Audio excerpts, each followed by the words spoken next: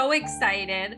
It's called Hearts of Stars, and it's similar in the sense that to Dark Side, which sounds weird, but the lens is different. But my focus with Hearts of Stars is to allow the celebrities that we see, whether it's TV, film, theater, whatever it is, and what is close to their heart. So what organizations, what passion projects, what other businesses they have, topics that aren't talked about, that maybe things that they're going through. And so that is the main focus of the podcast. I want to welcome you to one of the most powerful episodes of the Media from the Heart that I have had the opportunity to record. My name is Ruth Hill, and I am your host. And today I want to bring to you a conversation I was honored to have with the remarkable and incredible filmmaker, mother, wife, podcaster, and so much more, Jennifer Silliman.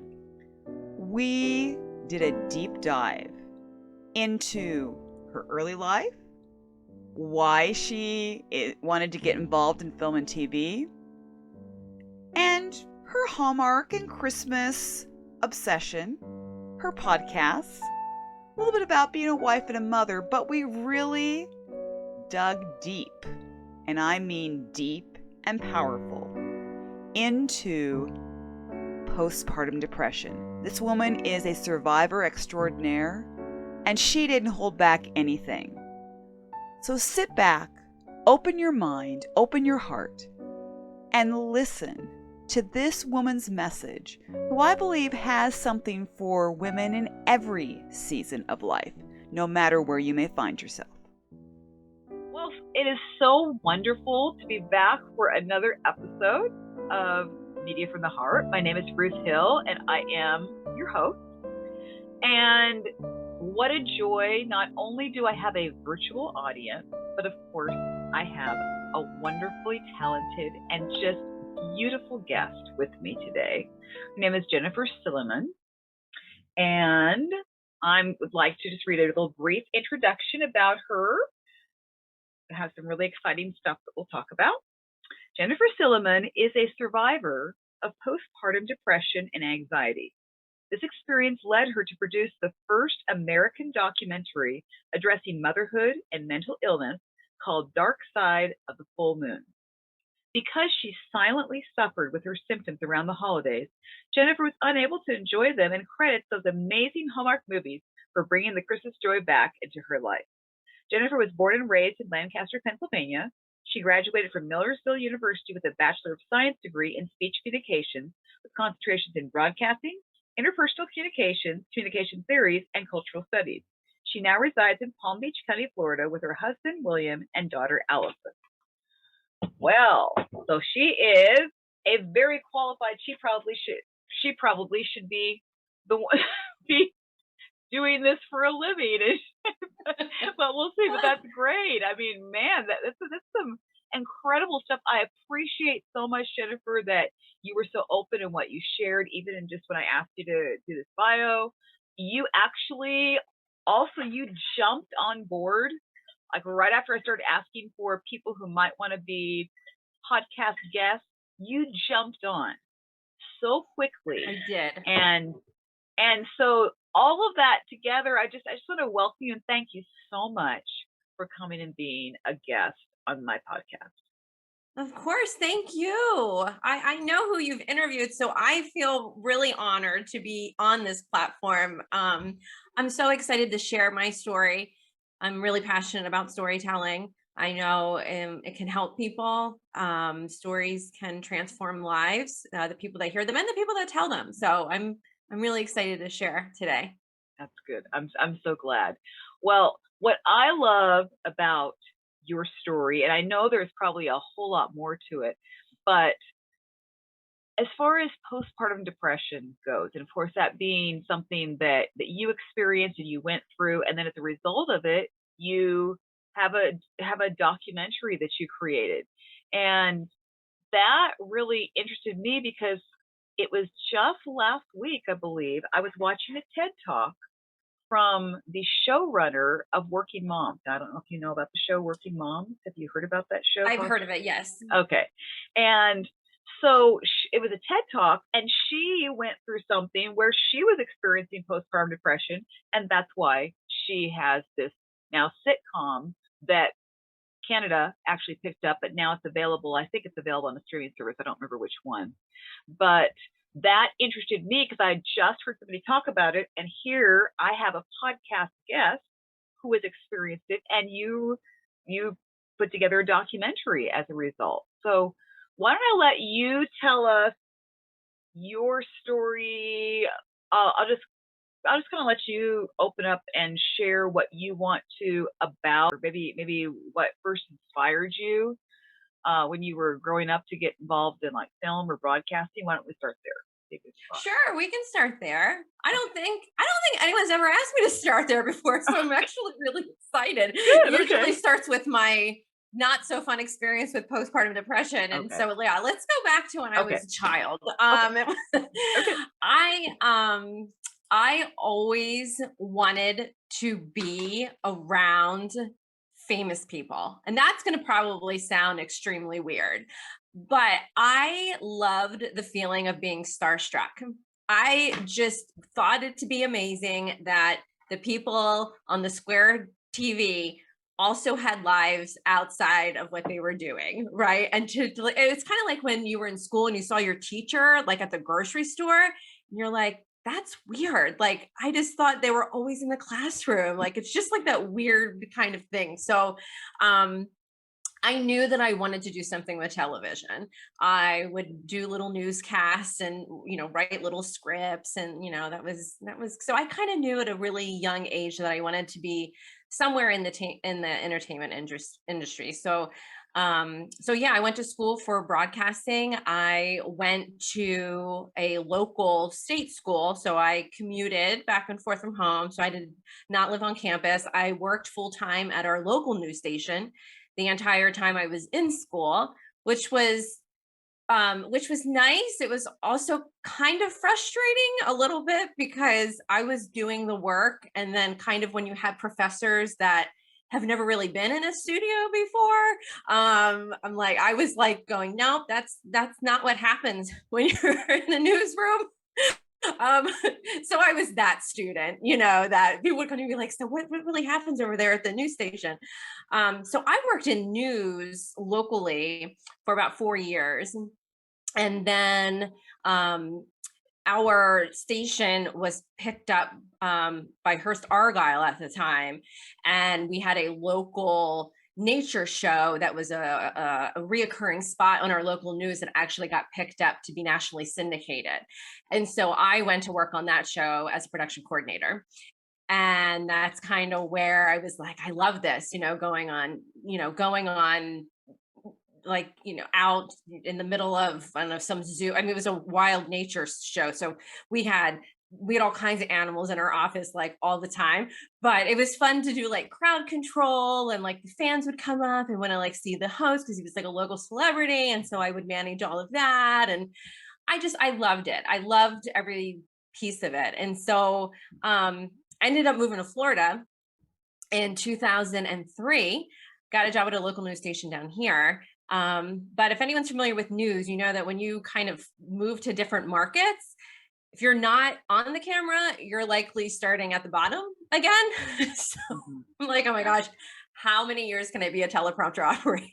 This is like, I need to survive, and my paycheck is not allowing me to do that. Even though I loved it so much. So I got out of news and went into marketing and advertising, which was quite a jump. And then left there because I wanted to start a family. Advertising is very cutthroat. I mean, the hours are, forget about it. I mean, and it was quite a drive. I was driving to Fort Lauderdale every day. It was just a lot. So, and my husband and I were married, and I'm like, I really want to start a family. And the only way that's going to happen is if I find a different job that's 9 to 5 and a lot closer to home. So that's what we did.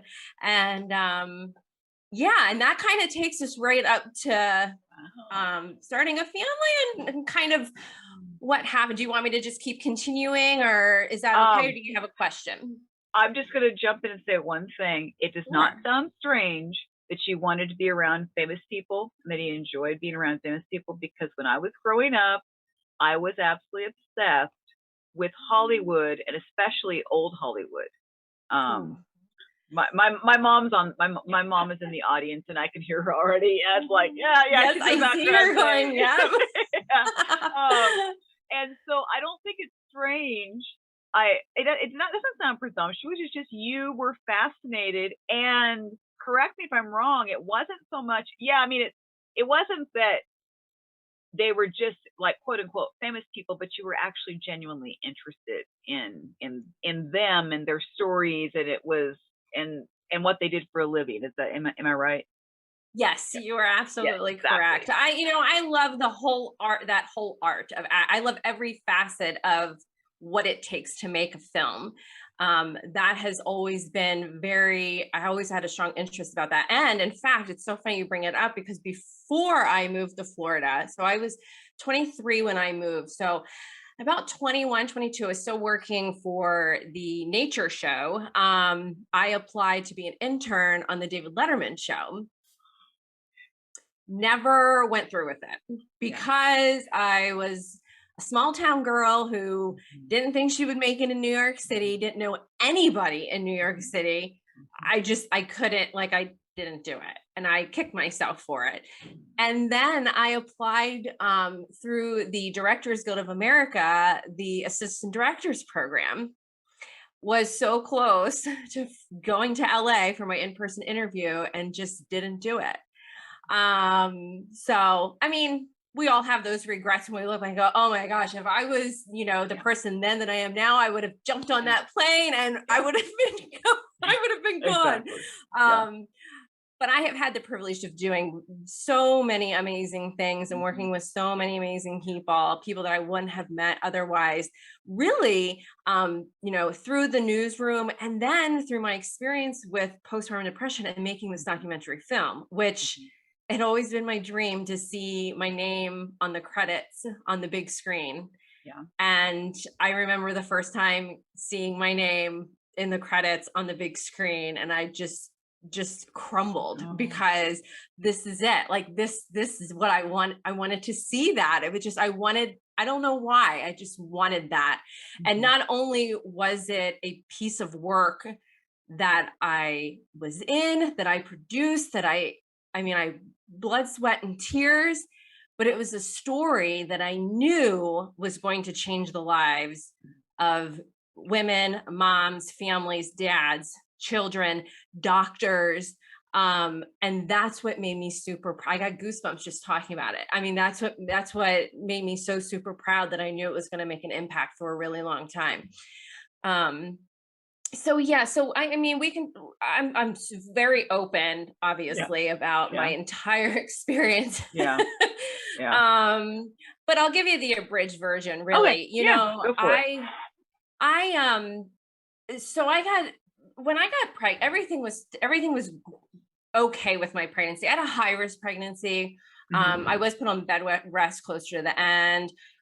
Knew I was going to have a cesarean. It wasn't going to be safe for me to have, a typical birth. So I ended up having some complications, and we had a scheduled C-section, which was totally fine.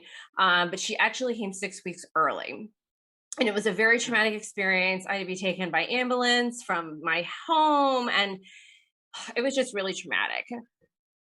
But 3 months prior, I guess I still remember the exact day. It was in August. So she was born in October. So I was still pregnant. It's August. And I started having these really strange, thoughts in my head, scary thoughts. And now I know they're called intrusive thoughts. And I didn't know what they were at the time, but they're just weird things that are not great. And I'm not going to go into detail about those, but they just were really, debilitating and really scary. And I had been to childbirth education classes, and nobody talked about what that was. So I thought, I must be going crazy because no one talks about this stuff. So I'm certainly not going to bring it up. People are going to think I'm nuts. So I actually hid kind of everything I was going through August, September, and then October. She was supposed to be born November 13th, and she came October 9th. Um, Again, taken by very traumatic birth experience. It was not the birth experience that I thought I was going to have at all. Mm. And she ended up in the NICU for 10 days. She had some complications. And, you know, I remember being in the hospital and not having anyone address the fact that that was the most terrifying thing that has ever happened to me in my life. And because it was all about the baby. It was all about, it was like I had disappeared, and then she was in the NICU. She was the biggest baby in the NICU. She was completely fine. She had aspirated when she came out, so they just want to make sure it was okay. She stayed in there for 10 days. And I think it was because she was the biggest baby in the NICU and that there really weren't any other complications, that there should be no reason why I feel anything but happy. And what people didn't know is that I was suffering with a lot of debilitating anxiety, depression, intrusive thoughts. Um, it was just really scary. And then to have that traumatic experience of being taken by, I had never been in an ambulance before. Like, I don't, that was really scary. I didn't know what was going on, and nobody addressed that trauma because it showed up later and no one had addressed it. And so then I ultimately suffered for 3 months postpartum. And I thought, oh, maybe this will just eventually go away. I'm very A-type personality, post-it notes galore and lists, and I can get through this. Like, I can fix this by myself. I don't need anybody. I'm going to be so busy with being a mom. This is just going to go away. Definitely did not go away. It got progressively worse. I was unable to function as a mom, a person, even. So finally, like 2 days before my 30th birthday, I finally told my husband what was going on. And this is all documented in the film. And so I ultimately was diagnosed with pregnancy and postpartum obsessive compulsive disorder with anxiety and intrusive thoughts. And I was put on medication. And luckily, I'm so lucky and blessed that the first medication that they tried with me worked. And I had relief within 3 days. And that is not a very common story. Sometimes it takes a while for meds to kick in. Sometimes meds don't even work. Like, I've heard millions of stories on my other podcast that I do called Dark Side of the Full Moon. I've been doing that for 2 seasons, and these moms come and I give them the platform to share whatever they want to about their story. And I've heard this story over and over again. And so for me, medication worked. I'm a proponent of any treatment that you think. I just want everyone to be well. Like, it doesn't matter to me what path that is for you. For me, it was medication. It worked pretty instantly. I started feeling better, and I was able to kind of work through all the other things, the trauma and all that other stuff that ultimately happened and that wasn't addressed. Right as I was, so what they do is then they taper you off your medication, because, if it was just because of that occurrence, we don't need to keep you on it. Let's try and taper you off.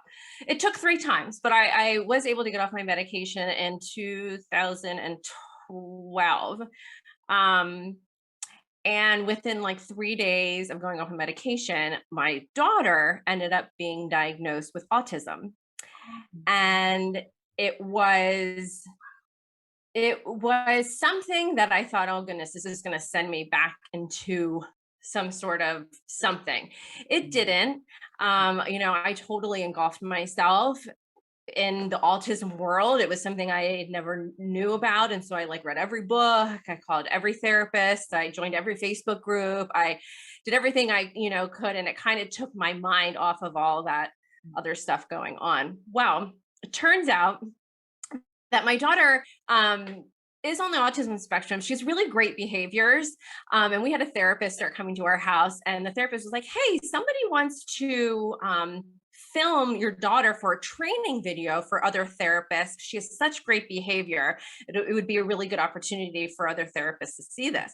Sure, no problem. Like, I'm all about helping others. So bring on the camera crew. Well, the camera crew was one lady who showed up at my house who ends up being the woman that I make my documentary film with. Oh my goodness. Wow. And it was just like the stars aligned. And I mean, I had never met her before. Mm-hmm. And she wanted to film me for some things. And she's like, oh, you're so good on camera. You talk in sound bites. Like, it's so good. I said, well, I went to school for broadcasting, so I know exactly what you're probably looking for. Yeah. So I'm trying to make this process easier for you, so you don't have all these things to do in the editing room. And I said, I also love public speaking. I love talking in front of large groups of people. More the people, the better. I just love it. And I said, I run a postpartum depression support group locally for moms. And she said, oh my goodness, I had been wanting to make a documentary film about my own experience for like 3 years. And I was like, let's do it. She was at my house the next week.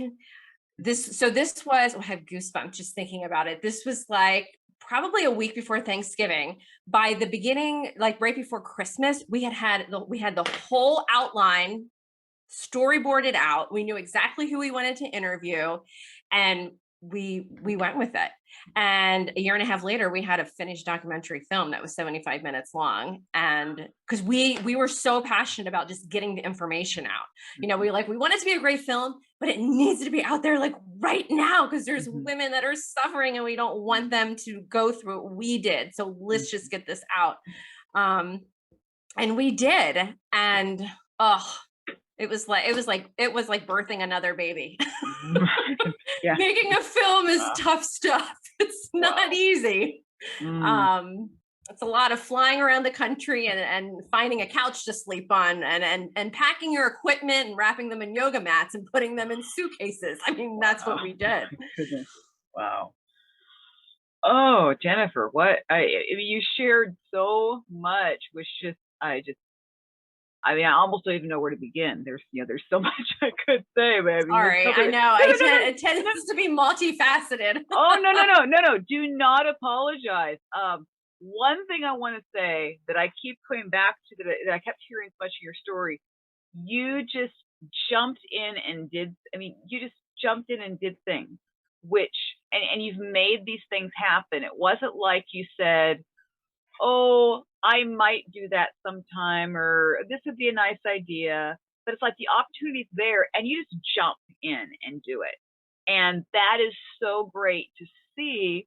And it probably explains in some ways, maybe even why you were able to, that medicine, once you were able to come to terms with what was going on with your body, you got the treatment, why it works so quickly. I mean, I think I'm not going to say, I don't know all of the details, but I do think there's something about that. You didn't just sit there and continue to suffer in silence. You realize, okay, I've got to do something about this. It took you a while to come. I understand, because I think traditionally postpartum depression has not been taken seriously. And I think even in this day, there's still, I think it's better, but I think there is still sometimes that stigma that people want to attach to it. Oh, it's all in your mind and all that. So. Of course. I mean, mental illness is one thing, but when you attach it to becoming a mom or being a mom, and it's supposed to be like the most celebrated part of a woman's life. I mean, at least that's what we're shown and what we're taught. And when it's not that way for you, you think maybe you weren't meant to be a mom. You start second guessing, like maybe this wasn't for me. I just saw a little thing that it's a taboo subject. Oh, I mean, they weren't even talking about. So here's a funny little tidbit for you. So I had started those support groups, and I was like, and moms were showing up in droves to the local library to share their experience. It was so, I mean, it took me back, because I really was like, I'm going to be the only one sitting in this room for like the first few months until people start to learn that this group exists. Oh no, first night, 7 people showed up. Oh, and here, okay, so I have two stories for you. The first one, my very, very first support group, I'm sitting there and I'm sharing my story. And I shared my story about how medicine helped me. It's not for everybody, but it helped me. And so that was my treatment plan. Long story short, the woman stops me in the parking lot and says, "Would you mind telling me what kind of medication you were put on? Because I have the exact same symptoms that you talked about." And I said, "Well, I don't typically share what medicine I'm on, but I'm going to just tell you." And I told her, and she goes, "I have a prescription for that in my purse that I have not filled yet, but I'm going to go fill it right now because I read about it." She Google searched it. And lucky for me, my psychiatrist knew me and was like, and said, "I know you're going to go home and Google search this, and here's what you're going to find." Right. So she kind of, to prevent what happened to this other woman. And she got better. And so that's when I knew I need to share my story with as many people as possible. How can I make that happen? And it just so happened that my dear friend Maureen showed up in my house to film my daughter, and we ended up being film partners. And I'm a true believer that things like that don't just happen. I mean, that was meant to be.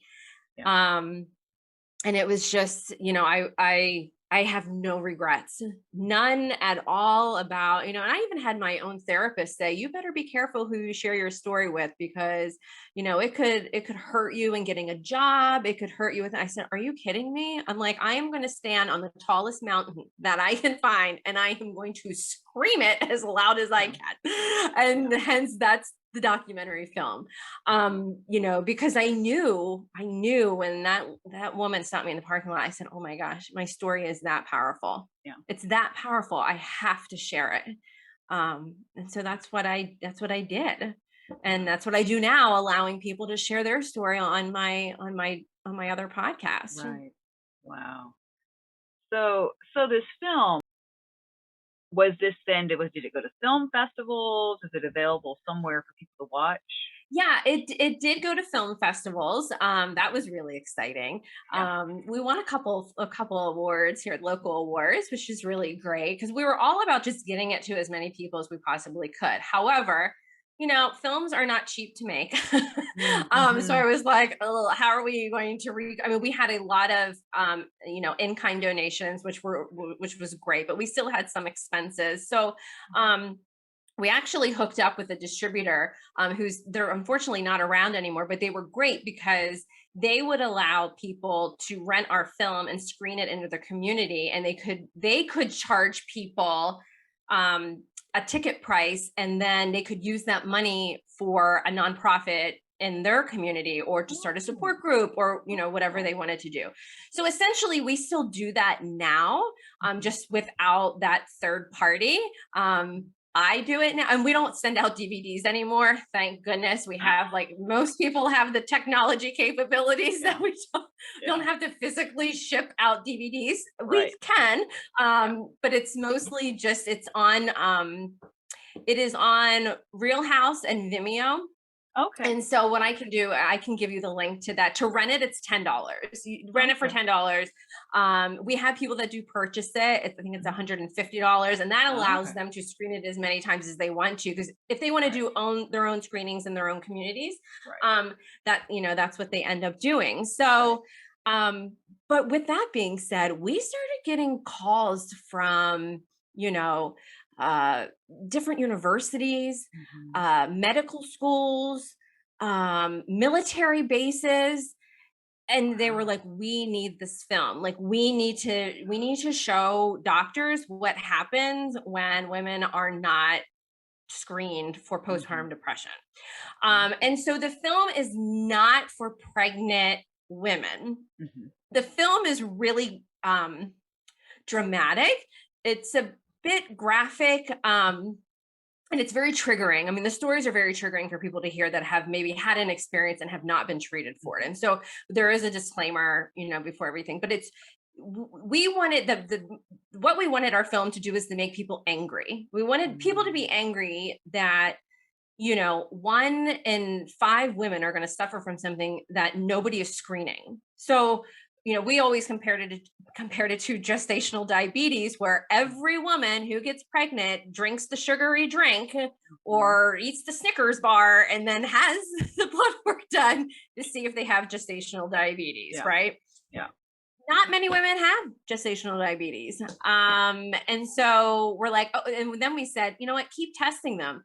For that, I forget how long you have to sit in the office. It's like a while, it's like an hour or something, and then you get your blood work done. Why don't we, at that time, share information about postpartum depression? So Yeah. that, put it Yeah. on the back of the bottle. I don't know, do Right. something, a video, or some literature. Right. So we wanted practitioners to get mad, and through our film we really learned that OBGYNs are not trained, pediatricians are not Mm. trained. There is no coursework in dealing with any sort of mental illness onset from being pregnant or after delivering a baby.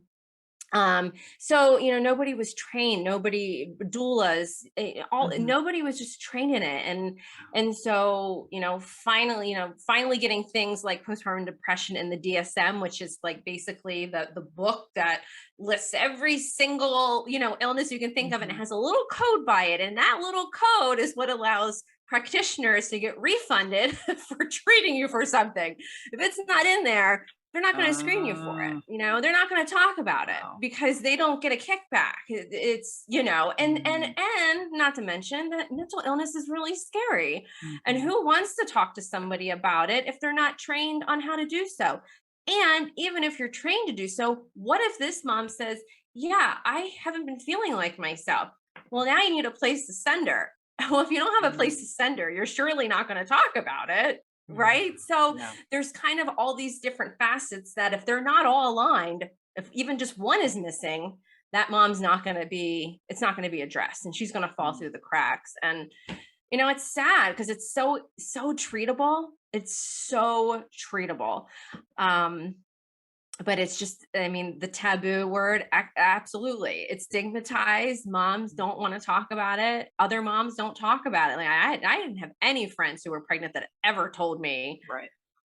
any of that. Yeah. And so, and you think, well, my friends tell me everything. No, they don't.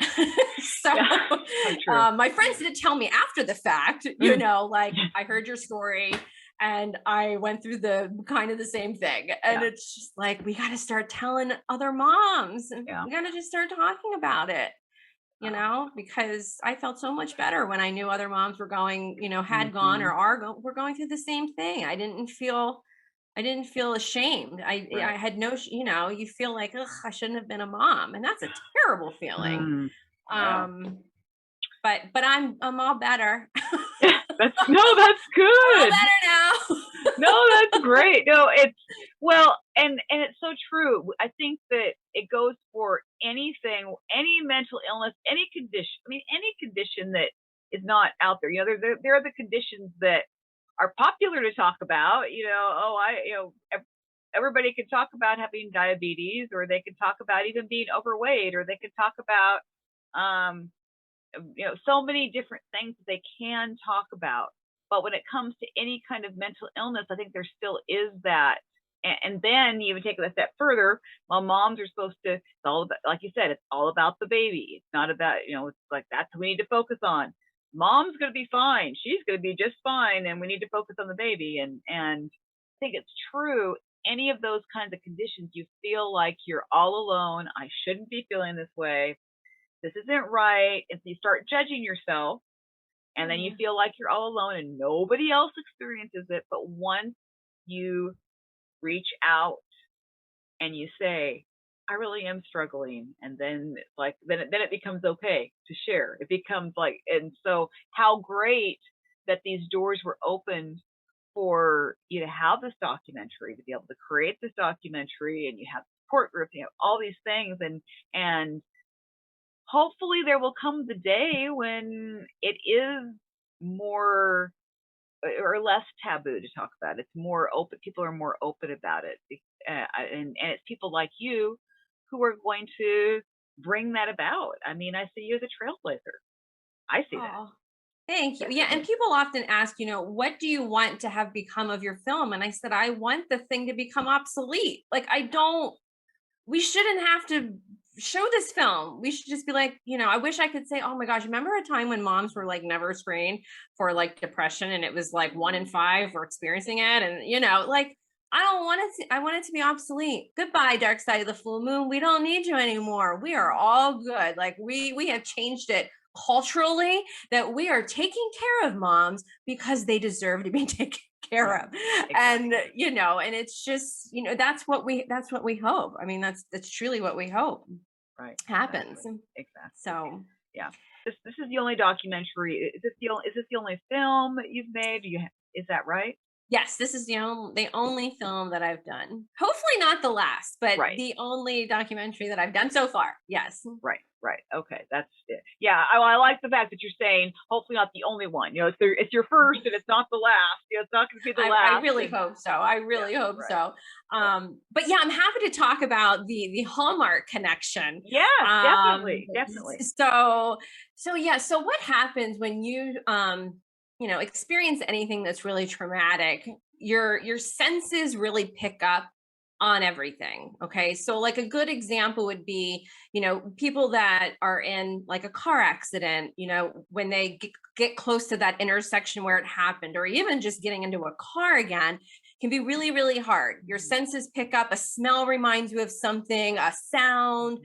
something. So when I was dealing with all of my postpartum issues that I wasn't addressing, it was November. It was Thanksgiving time. I knew my daughter was going to be born in November. I was so excited to have her first Christmas experience so early. Like I knew we weren't going to be able to buy her gifts and stuff because that would have just been silly.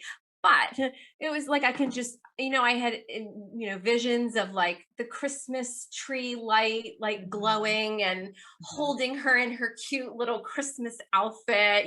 My first Christmas. I mean, we had the onesie, we had the whole thing. And I was so debilitated by what I was going through that I just couldn't enjoy it. And so I got better, but that next Christmas was really hard for me. I got extremely anxious. I All of that trauma came back. I didn't know how to deal with it. Like I really just wasn't given the proper tools to know. I mean, I didn't even know it was going to happen. And so I didn't even address it with any of my practitioners because I thought I'm better. Like I can't Mhm. wait for Christmas and Thanksgiving. Like, so, it just didn't work out that way. And so what I was able to do, people with anxiety, um, one of the common traits, at least for the people that I speak with, when you're talking about entertainment and what you watch on television, is that a lot of people with anxiety tend to watch the same things over and over again, Mhm. simply because they know what to expect, right? And so the beauty with, for me, it was Hallmark, at the time.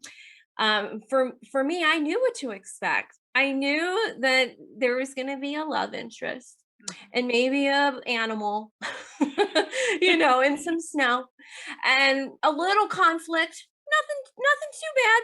A little misunderstanding. And then within 5 minutes of that show ending, they were going to kiss and it was going to be amazing. Yeah. And so I literally threw myself into the Hallmark Channel Mm. and into those films. And it literally rewired my brain to love Christmas again.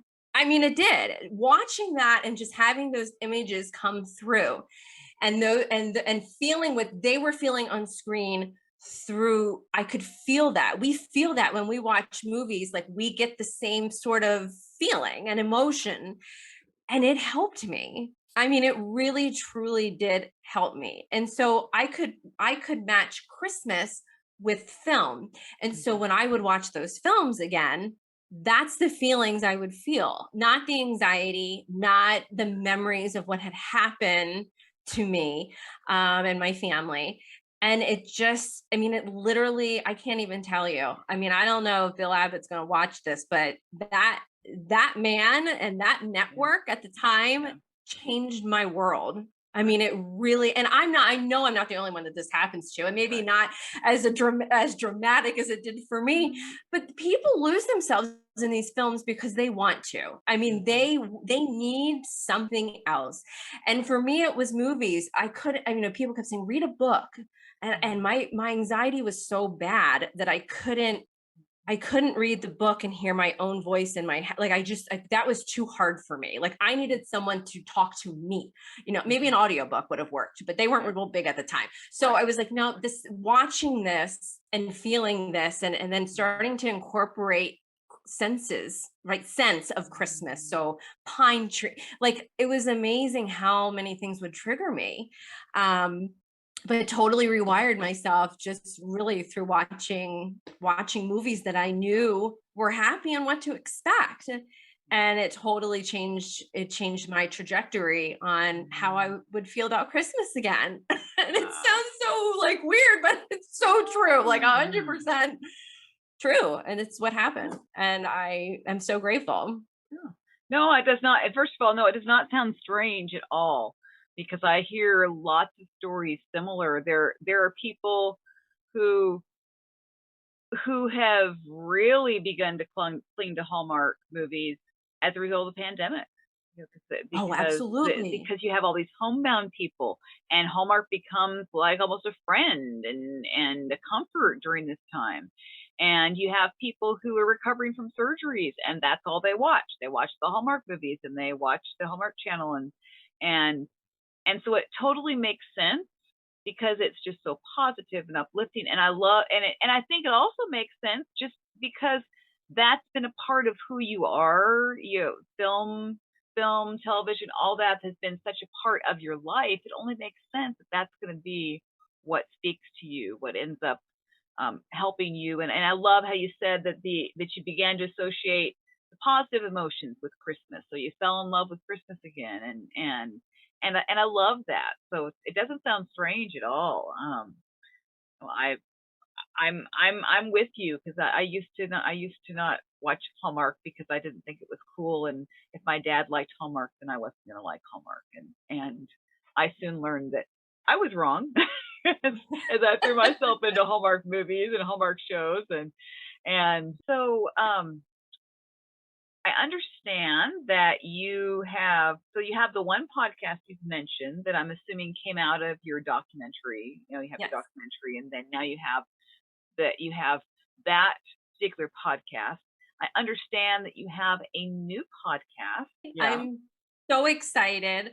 It's called Hearts of Stars, and it's similar in the sense that to Dark Side, which sounds weird, but the lens is different. But the my focus with Hearts of Stars is to allow the celebrities that we see, Mhm. whether it's TV, film, theater, whatever it is, and what is close to their heart. So what organizations, what passion projects, what other businesses they have, topics that aren't talked about, that maybe things that they're going through.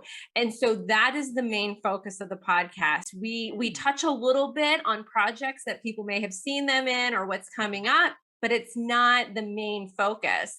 Ah, And so far, everyone has been really excited to be able to talk about those things. yeah. I know, giving a platform, certainly my platform's not that big, but they have big platforms. And so I want to be able to pull that information out of them and post it, so that people can hear it from them, Right. these things that are just so, they're more than just kind of, I mean, and I think we all know that they're much more Mhm. than what we just see, on Yeah. screen. And so many of them are activists and very involved in their community. And that really, really interests me. And so my goal for 2022 was to do a podcast that was lighter than what I was Mhm. doing. Mhm. Dark Side of the Full Moon can be very heavy, Yeah. necessary but very heavy. Mhm. And I love being in the company of artists. And so I said, you know what, let's try this. It took me about 2 months to come up with a name. And I love that you have hearts in yours too. I'm feeling like heart love. I'm like, yes, Media from the Heart, Hearts of Right. Stars. Like this is Right. all very good stuff. So yeah, I'm really excited. My first guest is Jax Collier, which was great because I listened to the whole interview when she interviewed you, and I was Yes. like, oh my gosh, I'm going to have so much fun talking to Ruth. I am just like so excited. So Jax is my first guest, and she's a hoot. Okay. Like it's Wow. really, really funny. So yeah, I'm really excited. Oh, good. No, that's exciting. I'm glad because I saw the announcement that a new podcast was coming. I did see that, and I was like, oh, and I'm getting to interview her, and she's got the podcast coming. So that's exciting, and I love that because I have always, for as long as I've been interviewing actors, I've always wanted to make sure to say what charity are they passionate about, what cause are they passionate about, and they don't always get the opportunity to do that. In fact, there's a story I still have. Now this goes back way back really now to when I was first doing these interviews. If you've ever seen Murdoch Mysteries, which is, I know, a Canadian show, but it's been big. And then if you've ever seen Aurora Teagarden, this guy was on there as well, Yannick Besson. And I had the opportunity to interview him once, and it's never worked out again. But I will never forget that I asked him about charities, and when I sent him the interview, he's like, "That's so great that you included the charities, because most of the time they don't include it. I put the stuff there and nobody includes it." And so he thanked me, and he remembered. I mean, it's like he remembered that interview, even though it didn't work out for us to do another interview. He remembered that, and so it was so. So there is something to be said about actors, industry professionals really want to have that place where they can talk about these causes that are important to their hearts, and not every journalist wants to ask them that. They want to say, well, what was it like working with so and so, or what was it, all those things. Was it cool to work with Danica McKellar? Right. And don't get me wrong, I want all that information too. Yeah. Right. I love it. Like I'm like a behind the scenes junkie. Like I love watching behind the scenes of how this was made, and I'm all about it. But I think it's called #Giving Tuesday or something they do on social media. And that really inspired me too, to be like, you know what, because all these actors and that I follow on Instagram were posting all this stuff, about the things that are so close to their heart. And I was like, I want to be able to have them share their story if they want to. And so that's kind of a little bit, where it came from. So yeah, I'm super excited for it. So yeah, well, I mean, we'll see where it goes. And, it's all about helping them elevate the message, as many times, and talk about it as much as they can, and fundraise or have people volunteer, or, whatever the cause may be, or even just passion project. A lot of these stars have, other businesses that they do, which are, really incredible as well. So definitely. So I know I have people here who would like to ask questions. I can tell you right now. Let's see, Kelly. So my question is, because I mean, I don't obviously have postpartum depression because I have no children, but I do suffer from clinical depression and have for many years. How did you deal with it? Like, just, I don't know, because I'm on medication, but how do you deal with it all the time? Like, right. A lot of people don't know that even when you're being treated for it, the symptoms can still be there. And that can be really frustrating. Yeah. So, so what I used to tell, and this is for anybody can do this, but we would make and it sounds kind of silly, but like a self-care box, and it doesn't have to be a box. It can just be a place where you have all of these items. And so the reverse of being traumatized by things is recreating, a different feeling from whatever it is. So I look at the 5 senses. Okay. So you want to find something that you like to listen to, something that you like to smell, something that you like to taste, something that you like to see, and and touch. I always forget Mhm. touch. Something that you like to touch. And so for a while, I love Christmas. So if I'm feeling down, I don't care if it's June. I have a spruce fir tree candle thing that I'm burning because I love Christmas. Again, yay. So I smell those things, right? I have a blanket that I love. It is my blanket. It is nobody else's blanket. I curl up with that. There are certain songs that I like to listen to, not like meditation calming sounds, like 80s fun dance music. And put that on, it totally changes my world. So those are really the things that are instantaneous, right? They're I'm just not feeling you wake up and you're just not feeling yourself. Put on some music, light a candle. What's your favorite smell? What's your favorite candy? I mean, I can pop a lollipop in my mouth and feel like a kid again. I mean, those are the kinds of things that can change you in an instant. These aren't things to treat, obviously, depression and clinical depression. These are to treat symptoms in the moment, which are so frustrating and continue to Yeah. happen and they still happen to me. So that's what I do. I like really focus on my senses, and it can really change. I mean, all of us have smelled something and it's taken us back to, oh my gosh, that smells like, A memory, kindergarten or whatever. Hopefully a good memory. So you want all of those senses to be associated and tied to a good memory so that you can kind of like refocus your thinking. So I hope that's helpful. That's what I tell everybody. Yeah. Well, I know one thing that helped me is 2 years ago, I got a cat, Oh, and she's always on me. Like, she's not now. She just was for half I of the saw time. her earlier. I yeah. saw her. I'm a cat person too. Yeah. So But she's a really loving cat, and she just comes up and she purrs and she snuggles, and I find she just calms me. oh yeah, that's why support animals are a thing. I'm telling you. I mean, dogs, cats, anything really that Yeah. just is able to. And cats, I don't know about you, but my cat senses when I'm not feeling great. Yeah, And she does. Yeah. crawl on you, and just the weight of them can be. Weighted blankets are also very good, by the way. I do have a weighted blanket too, actually. Yeah. Awesome. But yeah, I mean, having an animal show you affection is like the best thing ever. I mean, it really does. It does help for sure. Yeah, I call her my BFF. Well, I mean, cats are the best BFFs. Yes, I think that's fantastic. Yeah. Sometimes better than real human BFFs. So They're always there and they always listen, always right? there, no judgment. Yeah. Yeah. Good. Oh, there she is. Oh, I love it. Oh, she looks just like my Kiki cat. Oh, I love it. Yeah. Oh my goodness. Wow. Oh, that was amazing. Well, thank you so much, Kelly, and thank you, Jennifer. That was like a great response.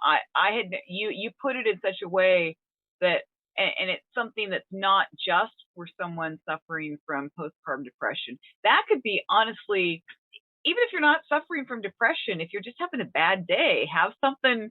If you just are going through something, challenge it. I love that you talked about recreating your environment. I love that. I absolutely love that. Bro. But here's Timmy. I know Timmy said that she had a question. Sure. I always have questions. So the last 2 years were quite hard, quite difficult for many people. And I was just wondering if you noticed a spike in the number of people who reached out to you about the postpartum depression for advice. And did Absolutely. you alter what you told them, what kind of advice you gave them? Yeah, it's a really, because the COVID blanket over new moms and women who were becoming pregnant during COVID was something that there was no blueprint for that. It's unheard of that you can't have anyone come with you to your OB appointment, to your delivery. I mean, those kinds of things are unheard of. And so really just encouraging them to find the support wherever they can, because these were not rules that we could break. I mean, it was black and white. You cannot have this person. You can have one person come with you. For a while in the beginning, it was no one. I mean, you were given birth with your doctors and your nurse, and that's it. So it's tough, and there's going to be an entire generation of children and new moms and families who have experienced this, and they're going to need support. And so I encourage them to really be truthful and feel those feelings, but get help for them. And the sooner the better, because, when you're not treated for things like this, they'll come back. Something will happen, and they will come back. And so, we have to learn the proper ways to be able to handle them, because, I don't know how, I don't know how I would have handled not being able to have somebody with me, especially with my traumatic thing that was going on. I mean, I just can't imagine that. So just getting the support when you can, and making sure that you're asking for help.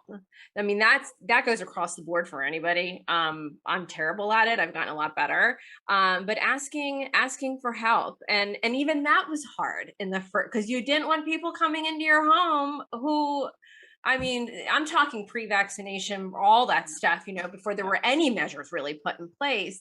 But yeah, I mean, yes. So to answer your question, frankly, yes, it has increased. There are so many more people that have experienced some sort of mental health issue that likely may have not have had experienced one, and it's simply because of COVID, and just the experience that they've had, that they really didn't think. I mean, no one was prepared for that. There would have been no way to prepare for that. And it hurts my heart that, there's going to be people that end up not getting help and not realizing how traumatic that experience probably was for them. And so I tell them, look, it might not have felt traumatic, but I mean, that it's going to come up. So just, start talking about it, your feelings as they come about. I'm all about, just tell me how you feel. Just tell me how you feel, and find somebody who will listen, not talk back to you. Yeah. But just listening is a really hard. People think they're good listeners, but they're not. You have to be a good listener, and just listen and repeat back to them some of the things that they've said, so they know you're listening to them, and help them. Help them how you can, and that could be especially for a new mom. Oh, now, I mean, hopefully if she's allowing people in the house, that could be just doing her dishes, or, holding the baby while she takes a shower. I mean, these are things that we're not able to really accomplish when we have a newborn. And so those simple things can be just the best thing for not just new mom, but a new family. It's really hard for the whole family unit sometimes to adjust to having a newborn, despite COVID and all that other stuff that's going on too. But yeah, talk about your feelings, find support, and get the help if you need it.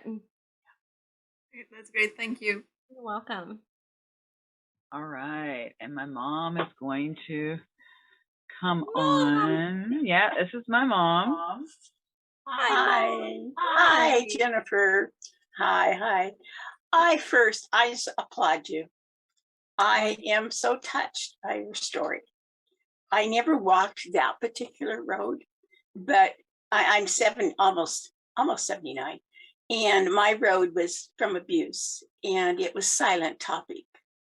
And what I admire about what you're doing and what you've done, I would love to say that your documentary would become obsolete, but it never will.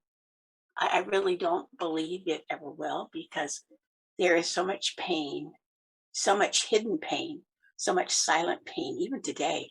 And I was in my late 40s. Ruth was in the first grade when my journey began, and it began when I divorced my husband, and I didn't know what my world. I didn't know what was causing my pain, and it was a long road, many years of on that journey. Our marriage is later restored, which was beautiful, but And now, but as I'm thinking, as I listen to your story, is now Ruth and I are walking through a more mental illness with my husband has Alzheimer's. And in the last month, we've seen him go from 79 years of age to 5. Still remembers us, which I'm thankful for. But it is a very silent road.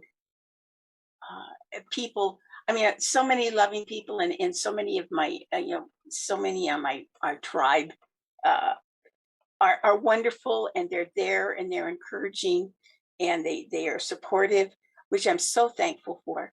But it is a very silent road. It's a very lonely road in those moments in the middle of the night, and those moments when you just want to scream. And so I applaud you for what you're doing at such a young age, to have stepped out and do what you've done for community, for women. And I just pray and hope and pray that other people will be brave like you did to address more, different mental illness issues, and what the road was like for them, and the journey, and what they've learned, and how you can help, how we can help and support one another. So that's really, I don't have a question. I just wanted you to know how much I just appreciate what you, all the time and energy and effort and expenses that you went through to produce this, because I know mental illness is a silent topic. And I know Ruth, just personally, even with her ex-husband, the mental illness is what destroyed their marriage, and he refused help. And so, and consequently, her daughter doesn't know her dad. There's not that. And I mean, there's so many other issues all wrapped up into mental illness. And so I just thank you. That was really, I wanted to say to you, just thank you so very much for being willing to put it out there and be vulnerable, because you must be vulnerable to do what you've done. Your words are so kind. Oh, thank you so much. And I'll keep you in my prayers too. That's a difficult road. And you nailed it with in the middle of the night, when things are going, my daughter is on the autism spectrum. She'll never be independent. She will be with us forever. And that is also a very, very lonely road. And I will tell you that for me, finding people that are on that same road has been very helpful. I have friends in my life that have children that will never leave their home. And that was really important for me to find, because coming to the realization of that was really hard. It was really hard. Just knowing that I'll never be a grandma. I'll never go wedding dress shopping with my daughter. I'll never experience a lot of the things that I have other friends that are so excited to experience with their daughter. And so finding very specific either really support groups. And that is the one plus of social media, is being able to connect with community anywhere. And so I know that there's specific support groups for families that are going through dementia with a loved one. And that can be really comforting, even though they're a stranger. Man, when you have someone else who's dealing with things in the middle of the night, and just even hygiene for someone who, is now, in their adult body, but you had mentioned that he's like a 5-year-old. I mean, those things are tough.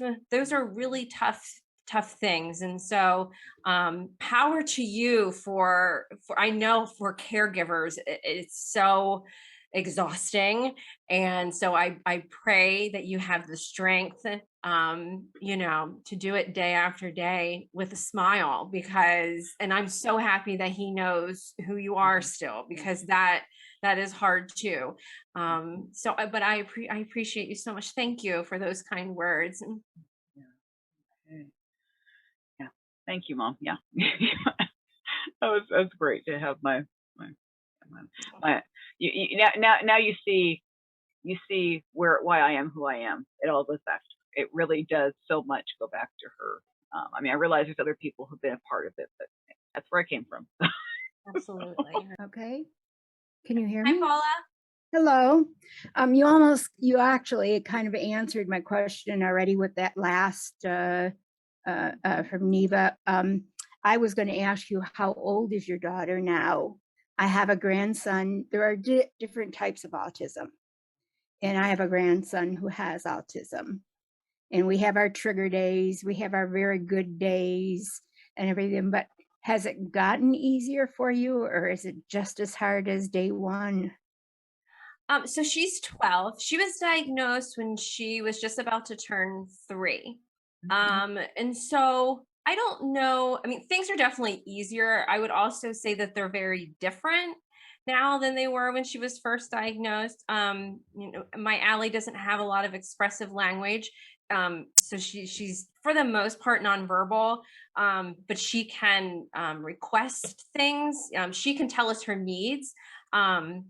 And she's very good receptive language, so she understands what we're saying. If we say, hey, go get your shoes on, or hey, what do you want for dinner, and I usually give her 2 choices and she picks one.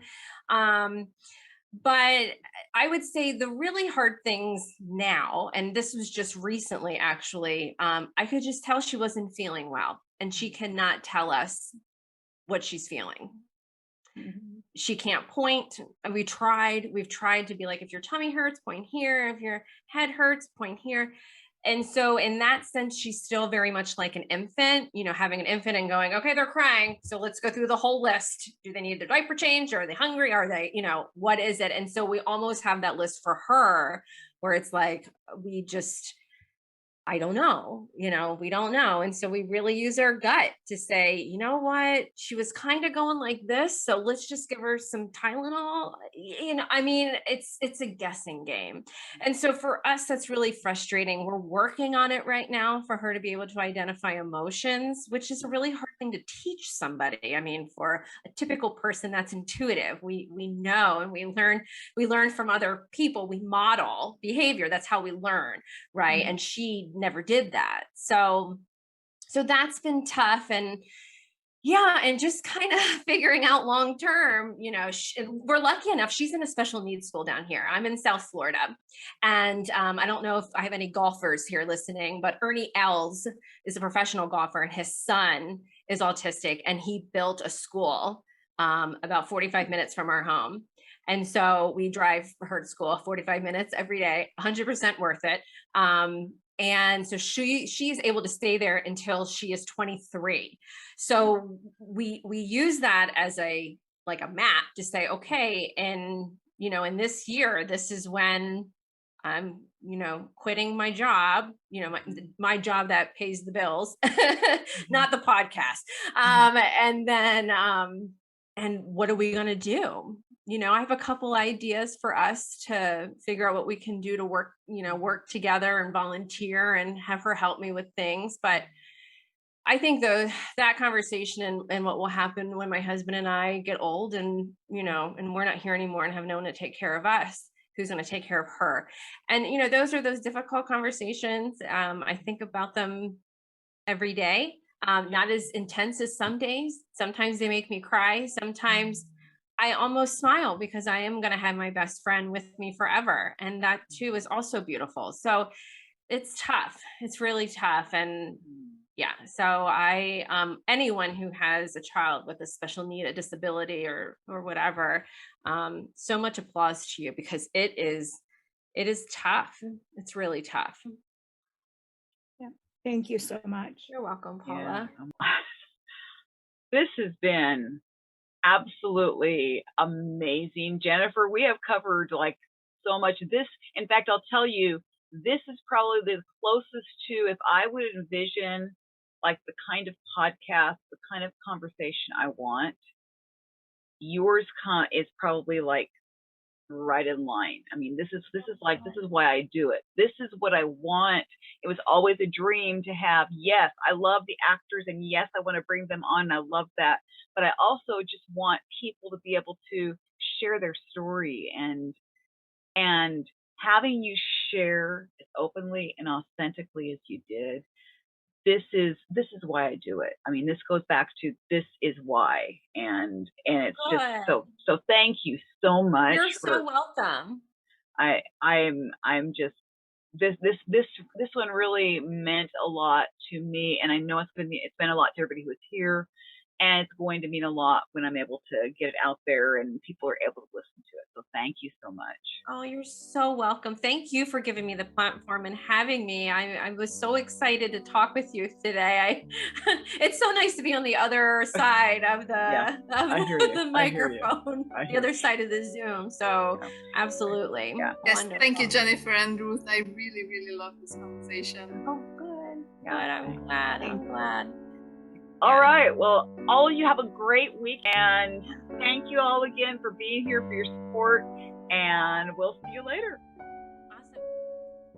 When I said this was a powerful conversation, I honestly believe that's an understatement. Jennifer blew me away with her willingness to share, her authenticity, and her phenomenal command of the screen. Yes, her podcasting and reporter experience definitely came through. And I just want to thank her for being so willing to be here and be such a role model for other women and an inspiration for other women going through things, whether it's postpartum depression, mental illness, or whatever it might be. She gave all of us in this world hope by the words that she was willing to speak forth. I want to thank you, my listeners and viewers, for listening, for watching, and many of you are following me, rating and reviewing. Please do that if you want to hear more of these kinds of conversations. Join my Facebook group. I'd love to have you as a member of my Facebook group so that you can stop on by and be a part of my virtual audience. I am blown away by your support. And I look forward to our next time when you will have the opportunity to spend yet another time with me and with my amazing guest, whomever that should be. Thank you all for your support, and God bless you.